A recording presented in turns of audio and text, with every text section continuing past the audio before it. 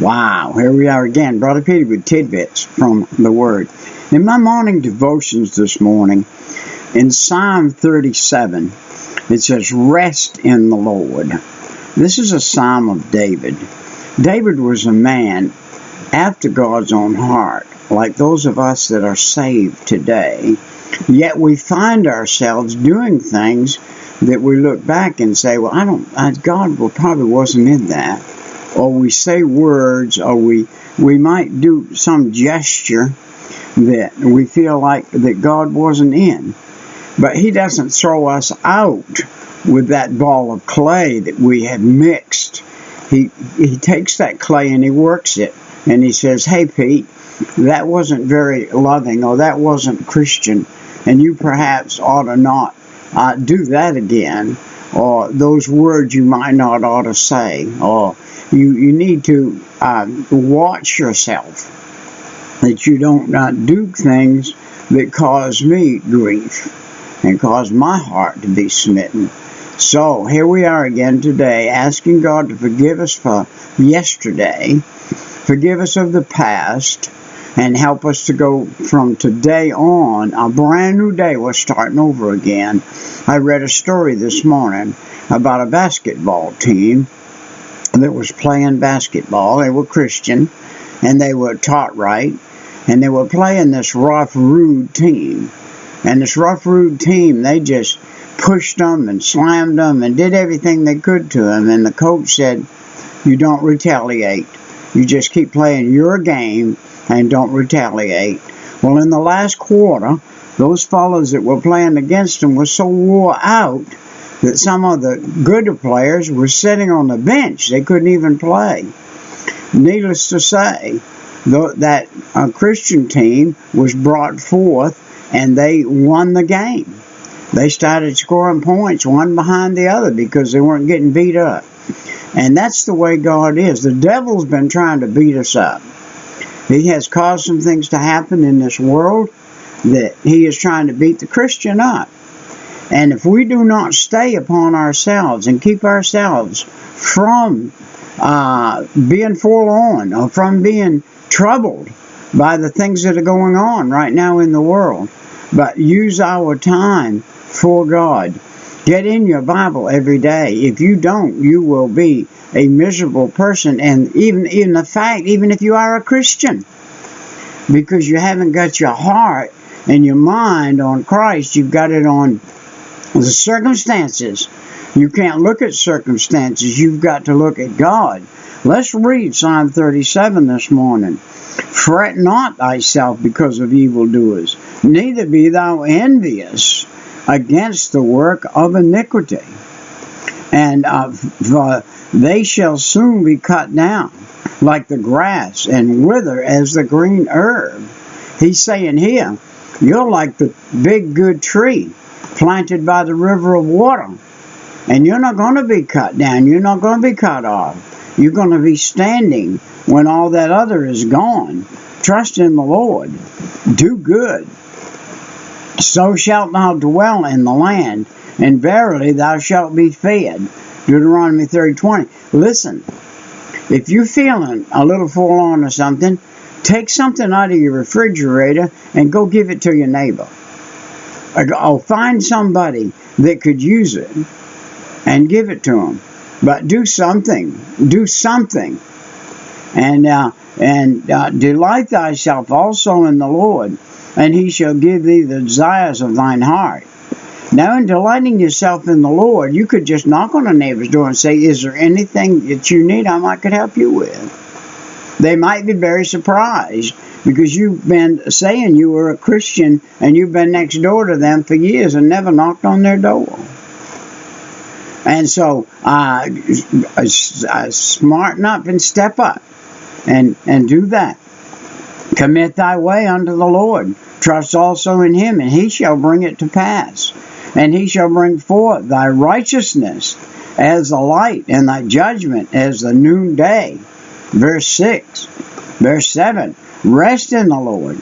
Wait patiently for Him. Fret not thyself because of him, whom prospereth in his way, because of the man who bring wicked devices to pass. Cease from anger, forsake wrath. Fret not thyself in any wise to do evil. For evildoers shall be cut off, but those that wait upon the Lord, they shall inherit. What he said right here was, don't retaliate. Just keep your mouth shut and walk away. I've been cursed up one side and down the other before, and I just shook my head, turned around, walked away. The poor guy cursing me made him even madder, but that was all right. That wasn't my problem. That was his. And for you a little while, and the wicked shall not be. Yea, thou shalt delight. Consider his place, and it shall not be.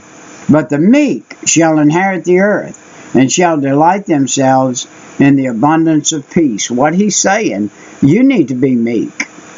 No matter what is going on, you need to be the meek one in the midst.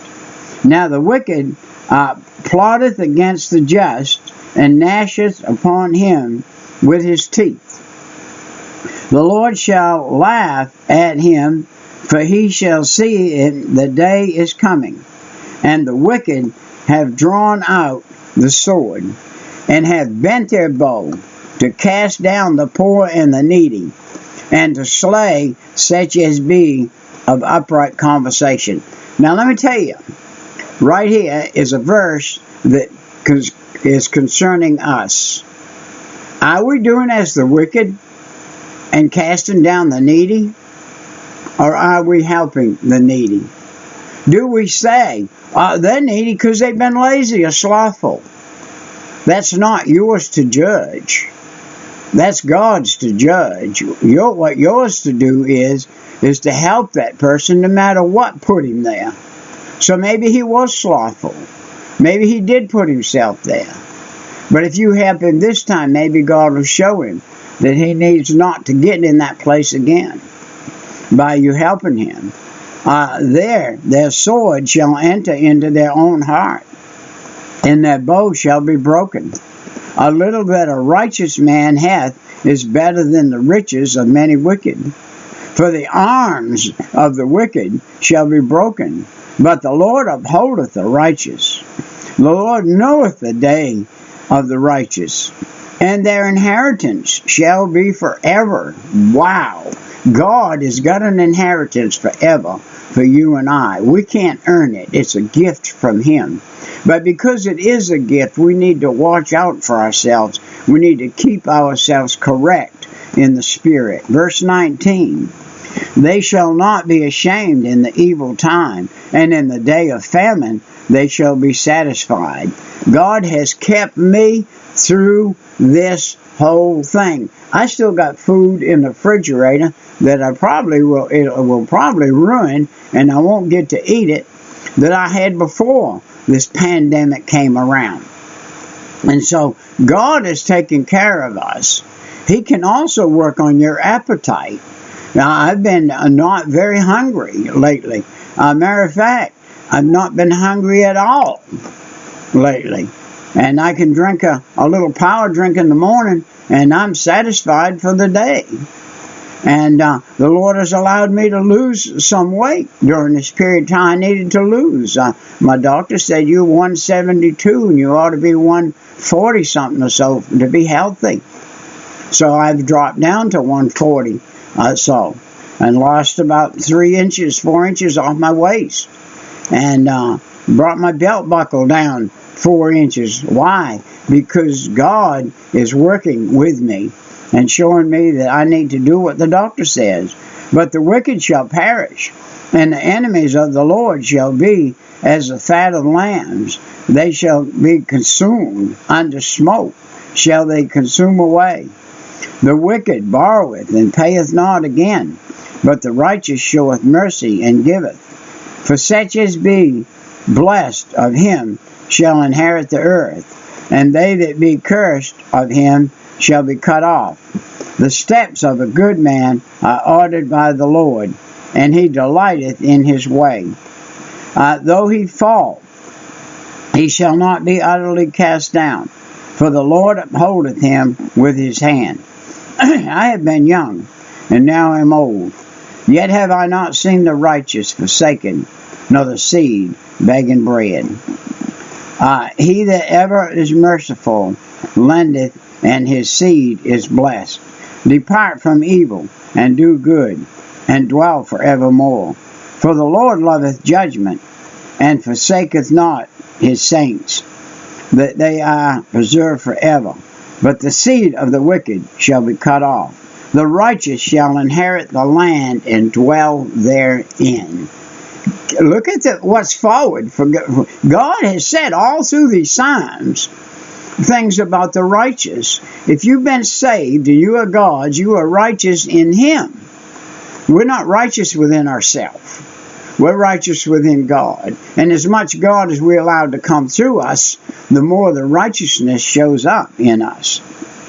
The mouth of the righteous speaketh wisdom, and his tongue talketh of judgment. The law of his God is his heart. None of his steps shall slide. The wicked watcheth, and the righteous is seek to slay him. The Lord will not leave him in his hand, nor condemn him. Actually, the wicked, the righteous he seeks to slay. And when he is judged, wait on the Lord. Keep in his ways, and he shall exalt thee to inherit the land when the wicked are cut off. Wow. And thou shalt see it. One day, God's going to come on the scene, cut off the wicked, and take the righteous with him. I have seen the wicked in great power, and spreading himself like a green tree. Yet he passed away, and lo, he was not. Yea, I sought him, but he could not be found. Mark the perfect man. Behold the upright, for the end of that man is peace. But the transgression shall be destroyed together, and the end of the wicked shall be cut off. But the salvation of the righteous is of the Lord. He is their strength in the time of trouble. And the Lord shall help them and deliver them. He shall deliver them from the wicked and save them because they trust in him. Wow. Isaiah 31:5. Let's read that. As the bird flieth, so will the Lord of hosts defend Jerusalem. Defending also, he will deliver it, and passing over, he will preserve it. And that's what he says to the Christian today, the believer in him. Well, we will see you next time. Right. Bye-bye.